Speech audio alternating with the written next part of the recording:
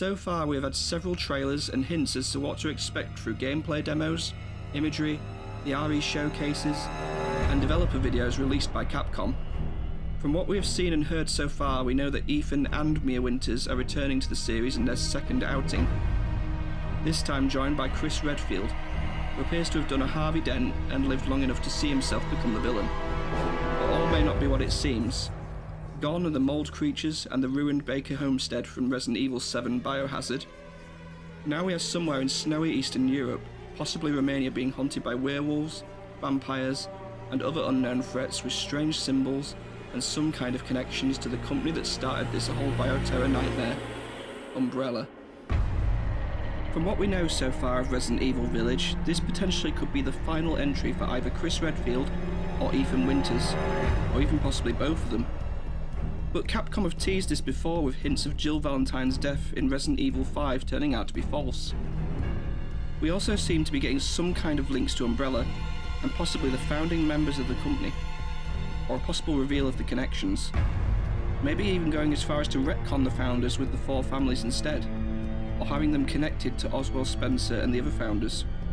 But unlike the last time we entered the world of survival horror, it looks like we're going to be dealing with a more fast-paced adventure, with the slow trudging black mould creatures not featuring this time. Instead we have the quick and powerful Lycans and other unknown monstrosities. But what exactly are these creatures? And what influenced their design and characterization? Before we continue, please do subscribe to the channel and ring the bell to stay notified of future developments in the world of Resident Evil. Since this entry is taking place in the Eastern European regions, particularly around Romania, we appear to be having a lot of local folklore and legends being used as influences for the enemies and overall design and feel. The Lycans, as we currently know them, appear to be the primary foe that we will be facing in this new nightmare. From what we know so far, they appear to be guardians protecting Mother Miranda and the four families, while attacking the inhabitants of the village. But their looks and origins are more rooted in Romanian folklore than you would have thought.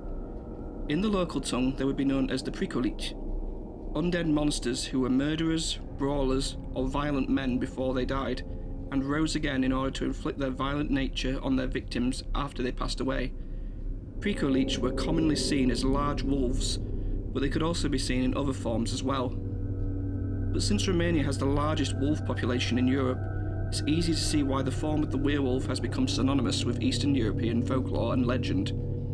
In this case, we're likely it's something more bioweapon based, but the resemblance to the myth of the Pricolici is close. Another enemy that has cropped up was this hammer-wielding monstrosity, giving us flashbacks of the horrific executioner from Resident Evil 5 and the Paul W.S. Anderson film, Resident Evil Afterlife. Like the executioner, this unknown monster carries a large hammer, and appears to be a slow, trudging, heavy-hitting tank of a monster. But oddly enough, there is a loose connection to another creature of Romanian folklore, in this case, the Capcaun. The name roughly translates as chieftain, but can also mean Cap Khan or Great Khan, embodying the fear of the Mongol raiders that invaded Eastern Europe and Romania on multiple occasions. The Capcaun in Romanian folklore was a giant ogre with a dog's head that was prone to kidnapping young ladies and children. They sometimes would have too many limbs or heads, so in Resident Evil Village, the creature could take extra damage and cause it to mutate further. Whether the creature will be involved with Mia or Baby Rose would be a great way to link to the original legend. It was said to live in a den that reeked of death, and that heroes would go to rescue the victims of the Capcaun, but would fail miserably due to its tricks, possibly meaning this creature was more cunning and manipulative. But I think that won't be the case with it serving more of a role as a heavy hitter in Village. Another set of creatures we have witnessed have been the three daughters who go round wearing black robes, and Lady Alcina Dimitrescu, who wears a white dress and looks more refined and upper class. They all look very gaunt and pale, with Alcina drinking blood from Ethan's hand. This could be in reference to the Strigoi, another undead monster of Romanian folklore that could have been the origins for not only vampires, but also the werewolves and zombies, making the Strigoi an umbrella term for undead monsters. The Strigoi were undead creatures that spread disease and would feast on blood much like vampires. They could also shapeshift into other animals and turn invisible. which would make them among some of the most formidable creatures in Resident Evil Village. In Romania, there have been several unverified accounts of strigoi attacks over the years, with one woman claiming her dead uncle came back as a strigoi in 2004. Her family dug up the uncle's grave and removed his heart, before cremating his body and drinking his ashes to prevent him attacking again. It is still customary to this day in some rural regions of Romania to bury a stake in the deceased's navel to prevent them coming back as a strigoi. If the powers of shape-shifting and invisibility are going to be replicated in Resident Evil Village, it's likely that all 4 of these women will serve as bosses throughout the campaign.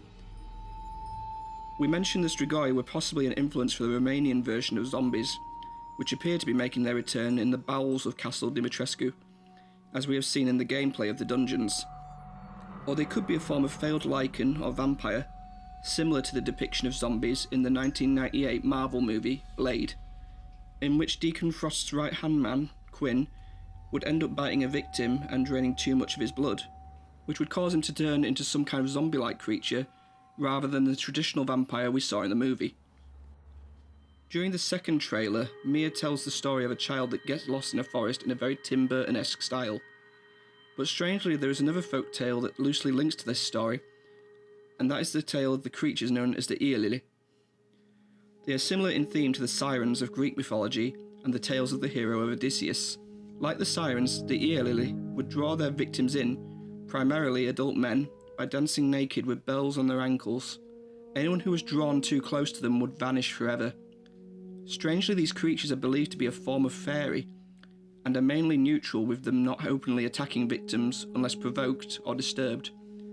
Since the game is going to take place partially in wooded areas, these creatures could appear in some form and behave in a similar way to the witch class of zombies from Left 4 Dead, as a powerful foe that would only attack when disturbed, giving us potentially a stealth section in Resident Evil Village, with the option to possibly attack or just run. Returning to Lady Alcina Dimitrescu, the tall lady, the big mama, and the one who will stomp on reses, she herself has her obvious links to vampire mythology, as mentioned before, but her character and design is influenced by a couple of different sources. Art director Tomonori Takano recently confirmed she's influenced in design and character by 3 separate sources. Firstly, the Addams family matriarch, Morticia, likely for her demeanour, refined personality, pale complexion, and even the way she moves.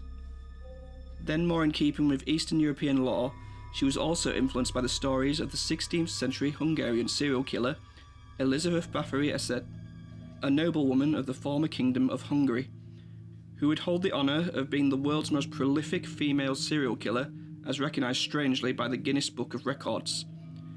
Bathory was believed to have killed up to 650 women and girls over a period of 20 years, but the number of victims is still debated to this day.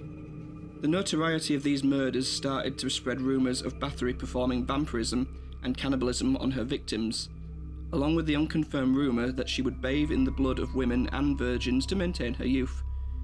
Eerily similar to the sanguineous wine range and barrels of corpses and blood in the Dimitrescu castle inside the maiden demo. One thing to note about Lady Bathory was that she was not alone in these crimes. She would have an entourage of 4 accomplices who would help in her killings, again similar to the 3 daughters who would follow Lady Dimitrescu around the village. Finally, Lady Bathory, when married, would be of such high standing that her husband at the time would gift her a castle, in this case the Castle Cheta, in what is now known as Slovakia, where upon conviction of her crimes she would be forced to live her remaining years in isolation at the castle, far from the lands of Hungary, where she would take the lives of countless women and girls. The final influence of Lady Dimitrescu is actually a fairly modern urban legend which hails from Japan. Strangely, this legend started on a Japanese internet chat board, in this case Channel 2 or Chan 2. It is the story of Hashaku-sama. The story of Hashaku-sama is of a divine being bound to a village that would only appear roughly every 10 years. She would appear to people, and if she became interested in them, they would die a couple of days later. She had the power to impersonate the voices of victims' families perfectly, to lure them out.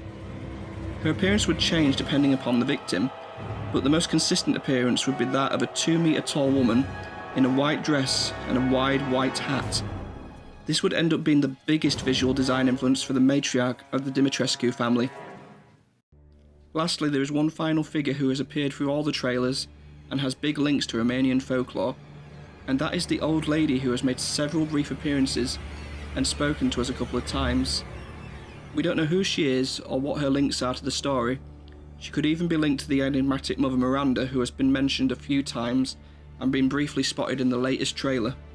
But she could be linked to the Romanian folktale of Mama Pădurii, who was a dangerous, ugly and mischievous figure who was potentially insane and lived in the forest. Her ugly visage was so horrible that in Romanian culture, instead of saying someone was ugly, they would say they looked like Mama Pădurii. She would act as a guardian of the plants and animals and would share her skill of healing wounded creatures like St. Francis of Assisi. She would drive away interlopers by scaring them or driving them mad, and would also serve as a partial inspiration for the witch from the tale of Hansel and Gretel. Mama Pădurii is believed to be a spirit of the forest with the ability to change shape. Living in a dark hut or tree, it is believed she would attack children who would wander into her domain. Considering that Ethan and Mia are having a baby in this installment, the mysterious old woman could play a very important role with the baby, potentially to seek out the child for herself for very sinister motives, or possibly for a higher power who is controlling or manipulating her. Thank you for watching. I hope you enjoyed this video. Please don't forget to like and share this video, and please remember to subscribe to the channel and ring the bell to keep updated with new Resident Evil content, and discuss your thoughts in the comments section below. Thank you, Rezzers, and I'll see you again soon.